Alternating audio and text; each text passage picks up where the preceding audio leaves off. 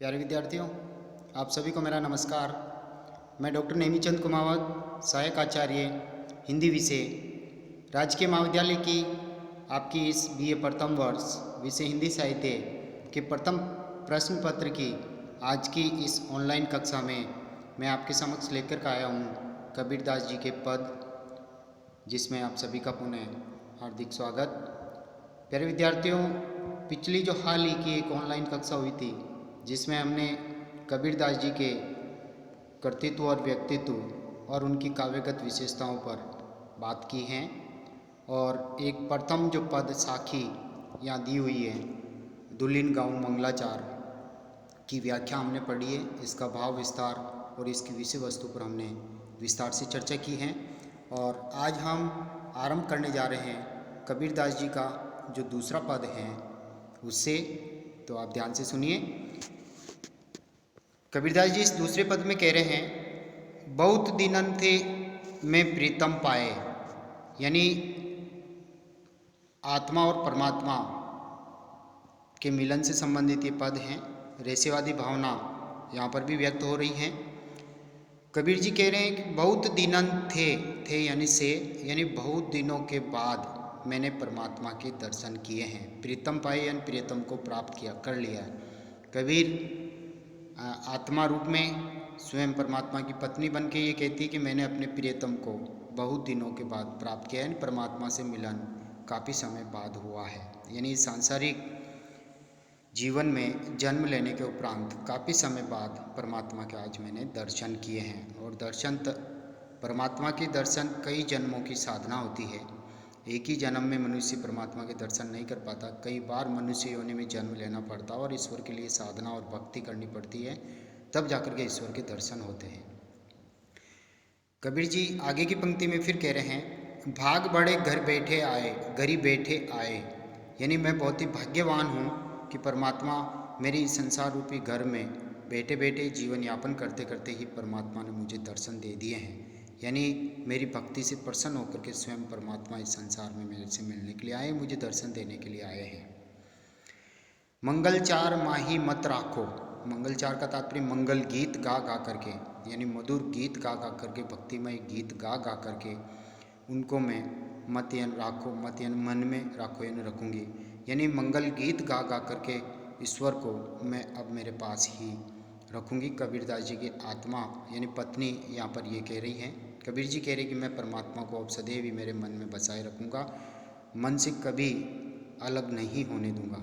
राम रसायन रसना चाँपो, और परमात्मा का जो राम नाम रूपी स्मरण सुमिरण कर रहे हैं वो, तो वो कह रहे हैं कि ईश्वर की भक्ति मैंने की है, और अब राम नाम रूपी जो रसायन, रसायन का तात्पर्य अमृत रस, औषधि रस का मैं पान करती रहूँगी, यानी जीभ से केवल एक ही स्वाद चखूँगी, सांसारिक चीज़ों का स्वाद नहीं बल्कि ईश्वर की भक्ति रूपी अमृत रस का मैं पान करती रहूँगी, और परमात्मा को सदैव मेरे हृदय में गठ में बसाए रखूँगी, यानी पत्नी रूप में कबीर की आत्मा। अगली पंक्ति है, मंदिर माही भयो उजियारा। कबीरदास जी कह रहे हैं कि मेरे मंदिर यानी हृदय रूपी मंदिर में, मेरे घट में ज्ञान रूपी प्रकाश का उजाला हो गया है, यानी मेरे हृदय में जो अभी तक माया मोह सांसारिक बंधनों के कारण जो अज्ञान रूपी अंधकार छाया हुआ था, परमात्मा से मिलन होने से भक्ति के उपरांत मेरे इस घट में अब ज्ञान रूपी प्रकाश का उजाला हो गया है। ले सूतो अपना पीऊ प्यारा, और मैं जिस तरह से सांसारिक पति पत्नी एक साथ रहते हैं, उसी तरह से कबीर भी यहाँ कह रहे हैं कि जब परमात्मा ने मुझे अपना ही लिया, इस आत्मा को अपना ही लिया है, तो मैं उनको हमेशा अपने साथ रखूँगी, अपने प्रियतम के साथ ही मैं रहूँगी, उन्हीं के ज्ञान, उन्हीं के द्वारा दिए हुए ज्ञान में मैं अनुरक्त रहूँगी, ईश्वरी भक्ति में मैं लीन रहूँगी। मैं रनी राती जे निधि पाई, रनी यानी रानी, राती यानी रंग गई, यानी अभी तक वियोगिनी स्त्री यानी आत्मा परमात्मा के वियोग में अभी तक निराश थी, हताश थी, लेकिन अचानक प्राप्त परमात्मा के दर्शन हो गए हैं भक्ति की साधना के उपरांत। तो कबीरदास जी पत्नी रूप में ये कह रहे हैं कि मैं उनकी रानी हूँ, और उन्हीं के प्रेम में मैं राती हो गई हूँ, यानी रंग गई हूँ। जे निधि पाई, अर्थात उन्होंने ज्ञान रूपी खजाना मुझे दे दिया है, और ये अमूल्य निधि मैंने कई जन्मों की साधना के उपरांत प्राप्त किया है। हम ही कहाँ, ये तुम ही बढ़ाई। और कबीरदास जी यहाँ कह रहे हैं कि हे प्रभु, हे परमपिता परमेश्वर, मैंने तो इसके लिए कुछ नहीं किया, केवल इस संसार में जन्म लेकर के आपकी भक्ति की, आपकी आराधना की, आपकी साधना की, और आपने इतनी अनुकंपा की, इतना आशीर्वाद मेरे ऊपर बरसाया और आपने मुझे दर्शन दे दिया। तो मैंने तो इसके लिए कुछ भी नहीं किया है, तो सब कुछ आप ही की अनुकंपा है, आप ही का बड़प्पन है। के कबीर में कछु ने कीना, सकी सुहाग राम मोहि दीना। कबीरदास जी यहाँ कह रहे हैं कि हे सांसारिक प्राणियों, हे सांसारिक आत्माओं, मैंने इसके लिए कुछ भी नहीं किया है। सखी सुहाग अर्थात हे सखियों, हे आत्माओं, ये जो सुहाग या सौभाग्य, पत्नी बनने का जो सौभाग्य है, परमात्मा ने, मेरे प्रियतम राम ने, भरतार ने मुझे ये प्रदान किया है, पत्नी रूप में अपनाया है और स्वयं मेरे पति बनने के लिए तैयार हुए हैं। यानी आत्मा परमात्मा का यहाँ पर रहस्यमय मिलन कबीरदास जी ने इन पंक्तियों में अभिव्यक्त किया है। रहस्यवादी भावना यहाँ व्यक्त हुई है कबीरदास जी की, आध्यात्मिक भावना और एक श्रृंगार रस भी यहाँ पर हैं, लेकिन वो आत्मा और परमात्मा के मिलन प्रसंग को व्यक्त करने के लिए ही यहाँ प्रस्तुत किया है। रूपक अलंकार का प्रयोग है, सदुकड़ी भाषा है कबीरदास जी की, और निर्गुण ज्ञान मार्ग की शाखा के प्रमुख प्रतिनिधि कवि कबीरदास जी हैं। हम अगले पद की ओर आगे बढ़ते हैं। तीसरा पद है, कबीरदास जी यहाँ इस पद में भी ज्ञान की बात करते हैं। संतो भाई आई ज्ञान की आंधी रे। सभी संत जनों को संबोधित करते हुए कबीरदास जी कह रहे हैं कि अब ज्ञान की आंधी आ गई है। जिस तरह से प्रकृति में आंधी आती है तो कूड़ा करकट कचरा गंदगी सब उस आंधी के साथ में उड़ करके दूर चली जाती है और आंगन साफ सुथरा हो जाता है, उसी तरह से यहाँ पर हृदय मन मस्तिष्क में ज्ञान की आंधी का उदय, ज्ञान की आंधी आई है तो हृदय में जो भ्रम, लोभ, लालच, मोह, माया, कई तरह के अंधविश्वास और कई तरह के भ्रम जो मनुष्य संसार में आकर के कर्मकांड आदि करते हुए पालता है, अंधविश्वासों में डूबे हुए करता है, तो जब ज्ञान का उदय होता है तब उसे वास्तविकता का पता चलता है। तो देखिए इस पद में क्या कहते हैं, संतो भाई आई ज्ञान की आंधी रे, भ्रम की टाटी सबे उड़ानी। यानी प्रकृति में जिस तरह से हम जिस छान छप्पर के नीचे रहते हैं तो चारों ओर ओट देने के लिए घास पात की टाटी खड़ी कर देते हैं, पर्दा लगा देते हैं, और जब तेज आंधी आती है तो वह टाटी उड़ जाती है और छान छप्पर ऊपर रह जाता है। तो अब तक जो भ्रम पाल रखा था इस चार दीवारी में रहते रहते, वो सब भ्रम अब दूर हो गया। ज्ञान का उदय होने से वह पर्दा उड़ गया, माया रहने बांधी रहे, और अब माया रूपी रस्सी भी इस भ्रम को बांध करके नहीं रख सकती। अभी तक माया मोह में जो सांसारिक प्राणी उलझे हुए हैं और उनके हृदय में यदि ज्ञान के आंधी का आगमन होता है तो माया मोह की सभी भ्रम मनुष्य के दूर हो जाते हैं। वो इनमें वास्तविकता सी पहचान करने लग जाता है कि माया मोह कहीं काम आने वाली नहीं है, केवल ईश्वर की भक्ति ही साथ चलेगी और वो केवल ज्ञान के बल पे होगी। अगली तीसरी पंक्ति देखिए, हिति चित्त की द्वेथुनी गिरानी मोह बलिंडा टूटा। जब हम प्रकृति पर यानी मनुष्य जब अपना आवास बनाता है छान छप्पर का, तो दो खंभे दोनों तरफ खड़े करता है और ऊपर छान छप्पर को तिरछेपन में वो झोपड़ी टाइप में वो उसको टिकाता है। तो जो दो खंभों के ऊपर वो झोपड़ी टिकी हुई होती है, चारों ओर उसके पर्दा किया जाता है घास पात का, जिसे टाटी बोलते हैं। तो हिति यानी इस स्वार्थी मन की जो माया मोह में अंधविश्वासों में उलझा हुआ है, कर्म कांडों में उलझा हुआ है, द्वेथुनी यानी दो खंभे, गिरानी यानी गिर गए। तेज आंधी के आगमन से वो प्रकृति में दो खंभे जिस तरह से गिर जाते हैं, उसी तरह से मनुष्य के मन में रहने वाले दो खंभे, लालसा, तृष्णा, ये दोनों खंभे यानी मोह बलिंडा और मोह रूपी बलि भी टूट गई हैं। तो सब कुछ अस्त व्यस्त हो गया तेज आंधी से आने से। मनुष्य के हृदय में एक तरह से हलचल मच गई ज्ञान के आगमन होने से, और ज्ञान के आगमन के उपरांत ही मनुष्य जो है हकीकत अब जानने लग गया है कि मेरा जन्म यहाँ किस लिए हुआ। वो अपने आत्मा के अस्तित्व के बारे में पूरी तरह से जानने लग जाता है, और परमात्मा के बारे में भी उसको पता चल जाता है कि ज्ञान के बल पे ही परमात्मा में प्राप्त हो पाएंगे, न केवल इस सांसारिक माया मोह अंधविश्वासों में उलझने से।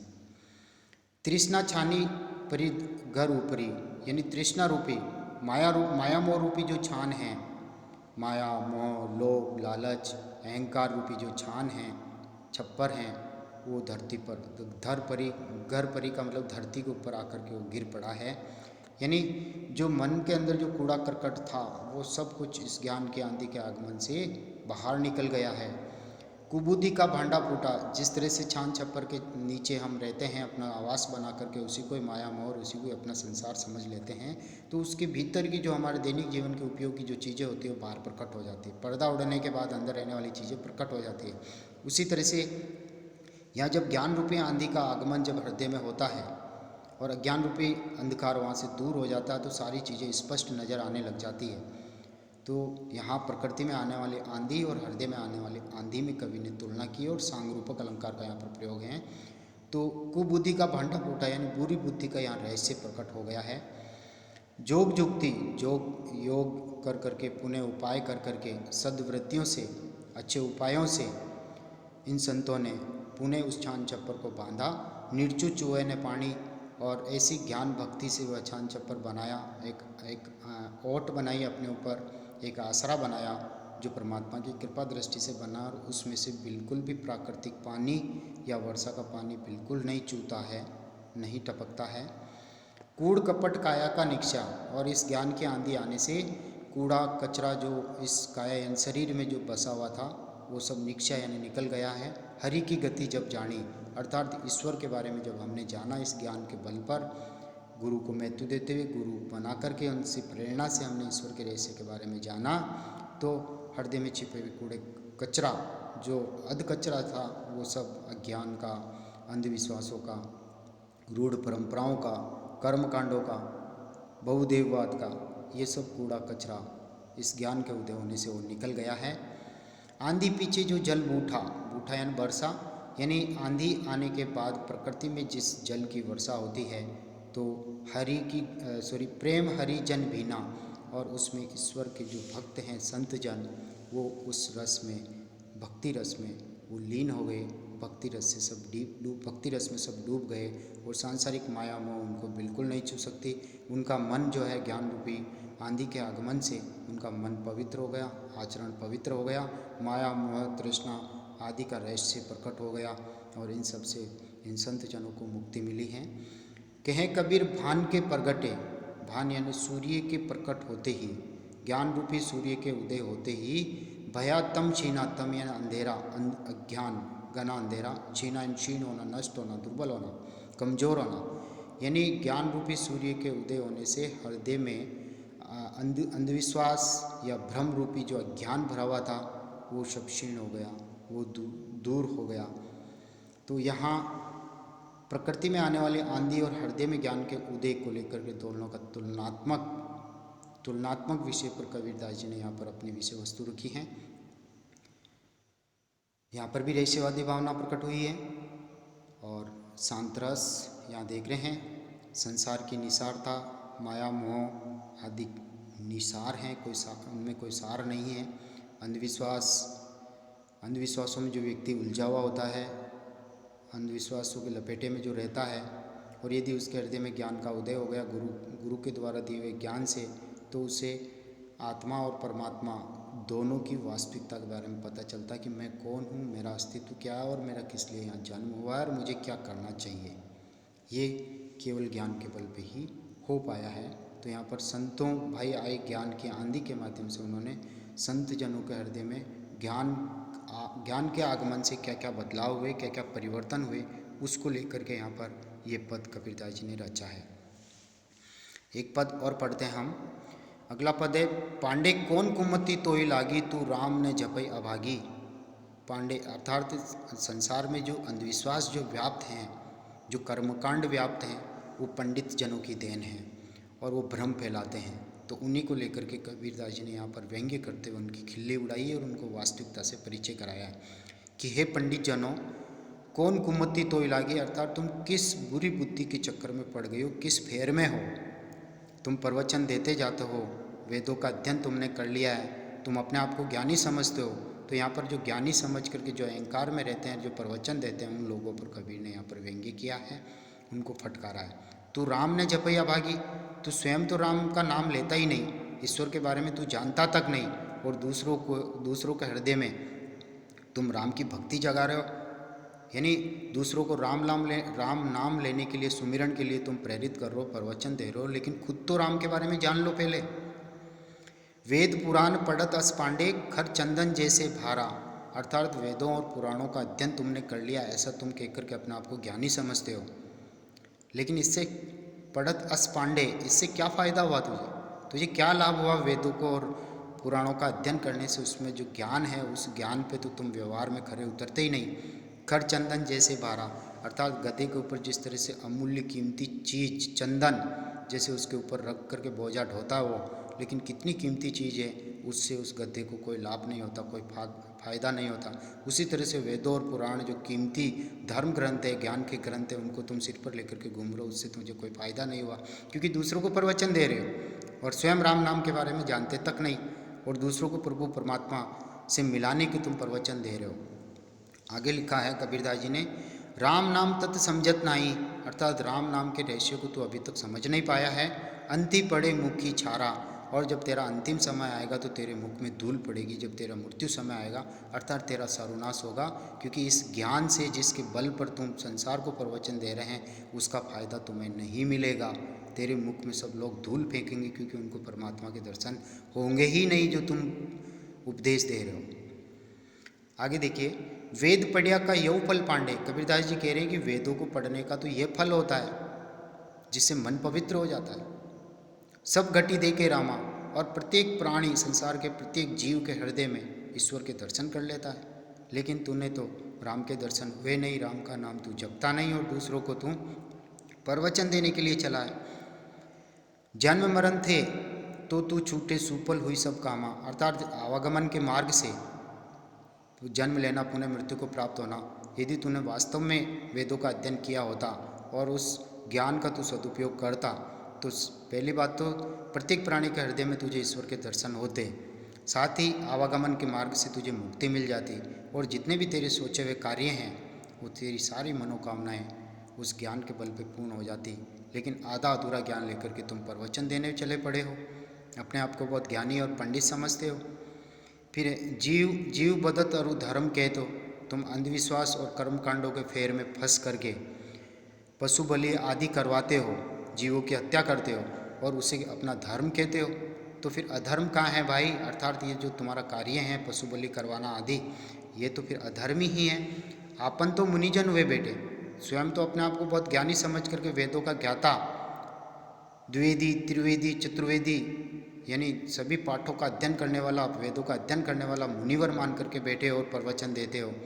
का सनी कहो कसाई, फिर कसाई किसे कहेंगे? क्योंकि तुम पशु बलि देने का प्रवचन देते हो, जीवों की हत्या करवाते हो, तो फिर ये तो क्रूर कर्म है, जिसे कसाई के समान ही कहा जा सकता है। नारद के व्यास यो भाषे सुखदेव पूछो जाए, और जब तुम अपने प्रवचन देते हो और प्रवचन में इन वेदों और पुराणों की ज्ञान की बातों को लेकर के तुम अपनी तर्कपूर्ण शैली में कहते हो कि नारद मुनि ऐसा ही कहते आए हैं, या व्यास जी ने, महर्षि व्यास ने भी ऐसा ही कहा है, वो भी कहते आए हैं, सुखदेव पूछो जाए, और महात्मा सुखदेव से भी जाकर के तुम पूछ सकते हो, उन्होंने भी ऐसे ही कहा है। यानी कहने का तात्पर्य, इन विद्वानों के जो कथन हैं, इनकी जो बातें हैं ज्ञान की, इनसे तुम तर्कपुष्ट शैली में अपनी बात कहते हो और इनको गलत तरीके से तुम प्रस्तुत करते हो। के कबीर कुमति तब छूटे जय रो लाम ल्यो लाई। कबीरदास जी यहाँ पर कह रहे हैं कि ये बुरी बुद्धि जिसके चक्कर में पंडित जनों तुम उलझे हुए हो, कर्मकांड और अंधविश्वासों में आम भोली वाली जनता को फंसाए हुए हो, ये तुम्हारी बुरी बुद्धि का चक्कर तब छूटेगा। जय रहो राम ल्यो लाई, राम से लो लगाना, राम से प्रेम करना, अर्थात ईश्वरीय भक्ति में अपने मन को तन्मय करना, परमात्मा में केंद्रित करना, परमात्मा की भक्ति करना, उसी में लीन होने पर ही इस बुरी बुद्धि से तुम्हारे को मुक्ति मिलेगी। तो यहाँ पंडित जनों ने जो कर्मकांड और अंधविश्वासों के फेर में जो लोगों को उलझा रखा है, उसको लेकर के कबीरदास जी ने यहाँ पर ये पद लिखा है, अंधविश्वासों से दूर करने के लिए पद लिखा है। तो प्यारे विद्यार्थियों, आज की इस ऑनलाइन कक्षा को हम यहीं समाप्त करेंगे। अगले 5वें पद से अगली ऑनलाइन कक्षा होगी। तब तक के लिए धन्यवाद। जय हिंद। Thank you.